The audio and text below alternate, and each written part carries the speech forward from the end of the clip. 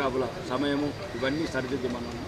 ఎందుకంటే రాజ్యాంగం ఎవరొకటి సొత్తు కాదు. రాజ్యాంగం అంటే అందరు ప్రజలు శాంతి సౌభాగ్యాలతో సుఖంతో బతకాలని నియమాలు అవి మొత్తం ఆర్మూర్లో ఈ గత మాజీ శాసనసభ్యుడు అతని అనుచరులు ఒక రకమైన భయానక వాతావరణం, ప్రతి పల్లెలో ఒక దౌర్జన్యం అవతారం ఉంది.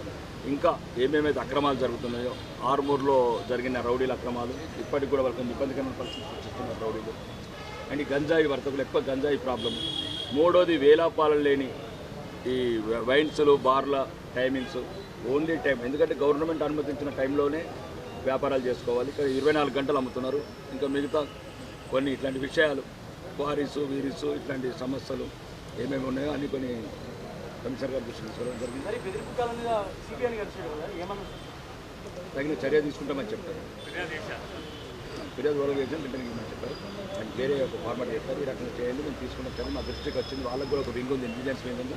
నాకన్నా ముందే వాళ్ళకి తెలుస్తున్నాయి ఎక్కడెక్కడ ఎవరెవరు ఏమేమి మాట్లాడుకుంటున్నారు. ఆ మాటలన్నీ కమిషనర్ గారికి చేరుకున్నాయి. అక్రమ మైనింగ్ చెప్పాము, దాన్ని సహకరించమని చెప్పాము. ప్రజల ఆస్తులు కొల్లగొట్టబడ్డాయి, దాన్ని రికవరీ చేసుకుందామని చెప్పాను. మొత్తానికి మొత్తం ప్రజల ఆస్తులు ఏవైతే కొల్లగొట్టారో అది రికవరీ చేసేదాకా వదలను. అది రికవరీ చేసి గవర్నమెంట్ ప్రజల్లో డిపాజిట్ చేసి దాంతోపాటు మన నియోజకవర్గాన్ని అభివృద్ధి చేసుకున్నాం. గతంలో మీరు అన్నారు లారీతో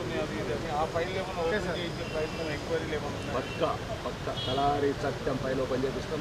చేపూరు రవి అడుగుతున్నారు పైనుంచి అని చెప్పాను కదా. అప్పుడప్పుడు నేను పడుకున్నప్పుడు ఆత్మలు వస్తున్నాయి, అమరవీరుల ఆత్మలు వస్తున్నాయి, చేపూరు రవి తలారి సత్యం ఆత్మలు వస్తున్నాయి, వాళ్ళ తండ్రులు వస్తున్నారు. కాబట్టి ఆత్మలకు సమాధానం మీకు లేకపోవచ్చు, నాకున్నది ప్రజాప్రతినిధిగా. ఆ ప్రజలను కాపాడుకోవాలి. చచ్చిన వాళ్ళ ఆత్మలను సంతృప్తి పడాలి, బతికిన వాళ్ళ ఆత్మలు కూడా సంతృప్తి పడాలి. కాబట్టి చచ్చిన వాళ్ళు బతికిన వాళ్ళు సుఖ సంతోషాలు ఉండాలి ఆర్మూర్లో.